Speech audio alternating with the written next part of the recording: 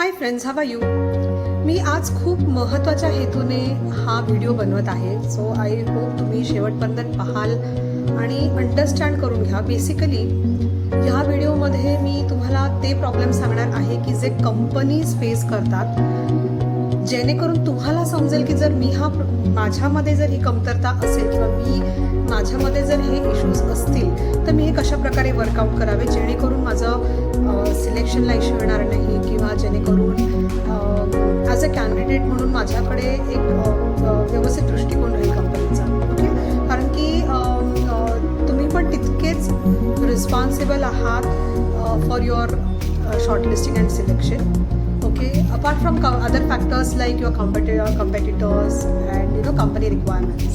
Okay, सगळ्यात पहिली गोष्ट म्हणजे जेव्हा आम्ही एखादी वेकन्सी पोस्ट करतो, in a day more than 200 to 300 सुद्धा आम्हाला ॲप्लिकेशन्स रिसीव्ह होतात. हे जस्ट एक मिनिमम काउंट सांगते मी तुम्हाला. सो एवढ्या कंपनीजमध्ये एवढ्या कॅन्डिडेट्समध्ये तुमचा म्हणजे आम्ही एवढ्या कॅन्डिडेट्समधून हार्डली 1 और मॅक्झिमम 2 कॅन्डिडेट्स फक्त शॉर्टलिस्ट किंवा सिलेक्ट करू शकतो. आणि याचं कारण हे आहे की बरेचदा कॅन्डिडेट्स वाचत सुद्धा नाही की आपण कोणत्या जॉब पोस्टसाठी अप्लाय केलेला आहे. जस्ट पाहतात, काहीतरी नाव, जॉब प्रोफाईल काहीतरी पाहतात, डेझिग्नेशन काहीतरी वाचतात आणि दणादण अप्लाय करून टाकतात. Okay, which gives a very bad impression about you. At the same time तुम्ही तुमच्या कंपनीचा आणि रेक्रुटर्सचा सुद्धा टाईम खूप वेस्ट करता. एक सजेशन आहे, तुम्ही ज्या प्रोफाईलसाठी तुम्ही अप्लाय करत असाल ना, एकदा क्विकली स्कॅन करा आणि then go ahead and apply. Number 2, आपला रेझ्युमे तुम्ही ज्या जॉब प्रोफाईलसाठी अप्लाय करताय तसं बाबा थोडंफार मॅचिंग आहे का, किंवा मी काहीतरी एक्सपिरियन्स टाकला आहे ज्याचं कधी काय असतं, तुमच्या जॉब प्रोफाईलचे काही कीवर्ड्स असतात, ते जर तुमच्या तुमच्या सी व्हीमध्ये किंवा करंट एक्सपिरियन्समध्ये जरी आले तरी ATS सिस्टम जे ॲप्लिकेशन ट्रॅकिंग सिस्टम असते ते तुमच्या प्रोफाईलला बऱ्यापैकी पुढे लेव्हरेज देत असतं. सो मेक शुअर की एक कॉमन रेझ्युमे बनवून प्लीज सगळीकडे अपलोड करू नका. अशाने सुद्धा तुमचे जे रिजेक्शनचे जे चान्सेस आहेत ते वाढतात आणि आपल्याला वाटतं अरे मी तर चांगला फॉर्मॅटचा CV घेतला होता, मी तर चांगलं लिहिलं होतं, मग कुठे एक्झॅक्टली प्रॉब्लेम झाला. ओके, तुमचे डेट्स वगैरे आहेत का, ही पण गोष्ट बघा. तिसरी गोष्ट, बरेचदा आम्ही कॅन्डिडेट्सला कॉल करतो की अरे तुम्ही या प्रोफाईलसाठी कॉल केला होता, so we are calling from so and so company. ते कॅन्डिडेट्स इतके ब्लँक असतात की अरे हां, मी अप्लाय पण केलं होतं का. सो एक रिक्वेस्ट आहे की जेव्हा तुम्ही कोणत्याही वेकन्सीसाठी अप्लाय करताय तुमची नोटबुक तयार ठेवा किंवा मी ह्या कंपनीसाठी अप्लाय केलं होतं, जेणेकरून एखाद्या रेक्रुटरचा जेव्हा तुम्हाला फोन येतो आणि तुम्ही सांगता त्यांना हां yes I remember I had applied, तर एक कंपनीला तुम्ही ॲटलिस्ट बाबा किती सुजाण आहात तुमच्या ॲप्लिकेशन्सबद्दल ह्याचं चांगलं इम्प्रेशन क्रिएट होतं. नाही तर आम्हाला सांगायला लागतं की अरे तुम्ही या प्रोफाईलसाठी अप्लाय केलं होतं. So which is ideally your responsibility to know की अरे मी कोणत्या प्रोफाईलसाठी अप्लाय केलं होतं, कोणत्या कंपनीसाठी अप्लाय केलं होतं. सो एक मिनी डायरी तुम्ही तुमची बनवून ठेवा ज्याच्यामध्ये तुम्ही ते लिहिता की ओके मी आज ह्या कंपनीसाठी तिथे अप्लाय केलं होतं. Okay, so it will definitely boost up your impression. Next is the level of confidence and communication skills. Too bad. आम्ही जेव्हा एखाद्या कॅन्डिडेटशी बोलतो त्यांचं जे लेवल ऑफ कॉन्फिडन्स असतं, प्रेझेंटेबिलिटी असतं किंवा जे कम्युनिकेशन्स असतात ते इतक्या म्हणजे कधी सिनियर लेवलच्या वेकन्सीसाठी सुद्धा आम्हाला हा खूप प्रॉब्लेम येतो. सो प्लीज मेक शुअर की आता तरी प्लीज जागे व्हा. आपल्या कंपनी आता खूप तुम्हाला माहिती आहे आता वर्ल्ड किती ओपन अप झालेलं आहे, ग्लोबलाइज्ड झालेलं आहे, कंपनीच्या सुद्धा तशा रिक्वायरमेंट्स असतात. सो मेक शुअर की तुमचं कम्युनिकेशन स्किल्स, तुमची presentability, confidence level along with your technical abilities याच्यावरती सुद्धा तुम्हाला वर्क करणं अतिशय गरजेचं आहे. Okay, specially coming to communication skills, English, please work on that language. Okay, म्हणजे तुम्ही तुमचं मतसुद्धा मांडू शकत नाही जेव्हा आम्ही तुम्हाला एखादी गोष्ट विचारतो की अबाउट युअर करिअर गोल्स, किंवा जेव्हा आम्ही एखादी तुमच्याच प्रोफाईलबद्दल एखादा असा वेगळा ट्विस्ट करून क्वेश्चन विचारला तरीही आन्सर द्यायला डिफिकल्ट जातं. जे ठराविक क्वेश्चन्स रंटा केलेले असतात तेवढंच फक्त आपण इंग्लिशमध्ये बोलू शकतो. सो अपार्ट फ्रॉम दॅट थोडंसं स्वतःला जरा वेगवेगळ्या प्रकारे क्वेश्चन्स विचारून प्रिपेअर करू शकता तुम्ही ह्या बाबतीत. So make sure you work on your communication skills so that can be तुम्ही चांगले BBC सारखे किंवा असे जे काही ठराविक मीडियाज आहेत ज्याच्यामध्ये ऑथेंटिक प्रॉपर इंग्लिश यूज केलं जातं अशाचं ऐकणं ठेवा. नवीन नवीन प्रकारचे व्होकॅबलरीज वाढवा. तुमच्या फ्रेंड्स नेटवर्किंग्समध्ये असे बिल्डअप करायचे ते तुम्ही रेग्युलरली इंग्लिशमध्ये कॉन्वर्स करू शकता. आणि लेटेस्ट खूप इम्पॉर्टंट जो आम्ही काइंड ऑफ फेस करत आहोत issue is related to freshers. Okay, as a रेक्रुटरसुद्धा आम्हाला खूप वाईट वाटतं की जेव्हा फ्रेशर्सला अपॉर्च्युनिटी दिली जात नाही, पण जेव्हा अपॉर्च्युनिटी येते त्याचं किती सोनं करतात फ्रेशर्स.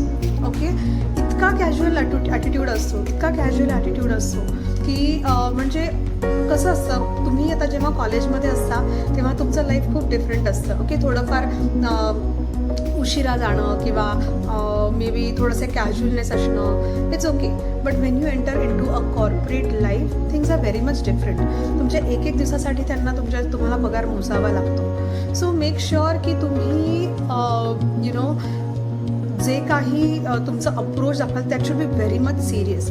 इंटरव्ह्यूसाठी जात आहे, please read about the company. आज सकाळचा एक किस्सा सांगते तुम्हाला की एक कॅन्डिडेट इंटरव्ह्यूला जाणार आहे, सगळं मेल पाठवलेले आहे, डिटेल्स पाठवलेले आहेत, सर्व सेंड केलेलं आहे आणि then we are getting asked की अच्छा कंपनीचं नाव काय आहे. ओके, सो हा जस्ट आजचा किस्सा नाही, हा आम्हाला खूप आधीपासून सुद्धा ह्या गोष्टी मी फेस केलेल्या आहेत. सो कसं होतं त्याच्यामुळे मग ना कंपनीजला वाटतं अरे फ्रेशर्सला घेण्यापेक्षा जाऊ दे, latest at least have somebody with an experience, at least एक तो लेवल ऑफ कॅज्युअलनेस गेलेला असेल आणि ते हॅव सिरियसनेस टू अप्लाय किंवा और बी रिस्पॉन्सिबल बेसिकली. किंवा आज इंटरव्ह्यू आहे, आम्ही एंड मोमेंटपर्यंत कन्फर्मेशन घेतो का हो येतो आणि एंड मोमेंटला नाही आज मला जमणार नाही आहे. आणि वर्स्ट इज माझी आजी एक्सपायर झाली, माझे आजोबा एक्सपायर झाले, अरे यार आम्ही आता ऐकून कंटाळलेलो आहे, please come out of this. Okay, जायचं नसेल तर कोणाला तरी काहीतरी आजारीच पाडणार, कोणाचं काहीतरी आज डेथच झाली सांगणार. आमच्यासाठी हे नवीन नाही आहे. तुम्हाला असं वाटत असेल अरे I am trying to fool the recruiter, but please make a note. आम्ही ह्या डेली गोष्टी फेस करतो किंवा ह्या डेली गोष्टी आम्हाला समजतात आणि तो तुमच्यातला कॅज्युअलनेस याने ना तुम्हाला ब्लॅकलिस्ट केलं जातं बाय कंपनीज किंवा बाय कन्सल्टन्सीज. ओके, आणि मग नंतर किंवा फ्रेशरसुद्धा इतके चूझी होतात की नाही मला आता सध्या हा रोल नाही घ्यायचा आहे, मला आता तो सध्या रोल घ्यायचा आहे. See it is always good to have your certain alignments, पण ॲज अ फ्रेशर तोच रोल तुम्हाला आता लगेच मिळेल की नाही ह्याचं माहीत नाही, कारण की सध्या खूप कॉम्पिटेटिव्हनेस वाढलेला आहे. सो बाय एनी चान्स तुमच्या रिलेटेड कोणता एखादा रोल आला, सॅलरी अलीकडे पलीकडे असली तर that's fine. At least start getting into the market, into the job market, and later on you will always be into that negotiation capability. So as a fresher म्हणून माझा सगळ्यांना हाच सल्ला राहील तुम्हाला की जेव्हा कोणत्या इंटरव्ह्यूसाठी तुम्ही अप्लाय करता तेव्हा त्या कंपनीबद्दल प्लीज वाचून जात जा. टायमिंग दिलेला जो असतो तुम्हाला इंटरव्ह्यूसाठी तर तो डेफिनेटली तो फॉलो करत जा. हवे तर 5-10 मिनटं येऊन बसत जा. सगळेच फ्रेशर असं करतात असं नाही म्हणते मी, पण हा आम्हाला मेजॉरिटी वेळेला हा प्रॉब्लेम फेस करायला लागतो. आणि म्हणजे त्याच्याने काय होतं ना की एक विश्वास हे होऊन जातो की चलो जाऊ दे, नको फ्रेशर्सला घ्यायला, त्याच्या एक्सपिरियन्स कॅन्डिडेट्सला का बघूया. सो ही गोष्ट. किंवा आता एक रिसेंट तुम्हाला मी सांगते, माझ्याकडे तर सध्या फार्मसिस्टची फॉर एक्झाम्पल आता वेकन्सी आहे. खूप मी इंटरव्ह्यूज घेतलेले आहेत.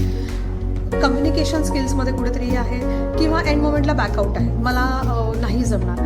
तुम्ही ॲटलिस्ट इन्फॉर्म करा, थोडा रिशेड्यूल होतं आहे का बघा, आणि त्यावेळेस तुम्ही डिसिजन घेऊ शकता. तुम्हाला जेव्हा रेक्रुटर सगळ्या गोष्टी सांगतात किंवा ही वेकन्सी आहे, अशा प्रकारच्या सगळ्या गोष्टी आहेत, तेव्हा तुम्ही त्यावेळेला एक अर्धा एक तासामध्ये तुम्ही डिसिजन घेऊ शकता मला अप्लाय करायचं आहे का नाही करायचं आहे. आणि then you can always come back and tell the recruiters की ठीक आहे मला अप्लाय करायचं आहे किंवा नाही करायचं आहे. नसेल करायचं you can always politely also deny. Okay, but you will always change the good book of recruiters. End मोमेंटपर्यंत ठेवत जायचं आणि एंड मोमेंटला मग सांगणं नाही मला आता जमत नाही. तर मेक शुअर की ह्या ज्या अशा गोष्टी आहेत ना त्या थोड्याशा वर्कआउट करा. आणि ह्याच ॲक्च्युली काही गोष्टी होत्या ज्या बऱ्यापैकी मीच नाही, खूप सारे कंपनीज किंवा बाकीचे रेक्रुटर्ससुद्धा फेस करत आहेत. सो आम्ही ऑन अँड ऑफ आमच्या नेटवर्क्सच्या ग्रुपमध्ये सुद्धा ह्या गोष्टी डिस्कस करत असतो. आणि these are some of the major concerns. सो जर तुम्ही या गोष्टीवर वर्कआउट केलं, I am sure that is going to help you a lot. Thank you so much for watching. I'm Swapnali, owner at THCS. We do hirings for pan-India level for IT, non-IT, right from junior to management level profiles. Thank you and stay connected. Bye-bye.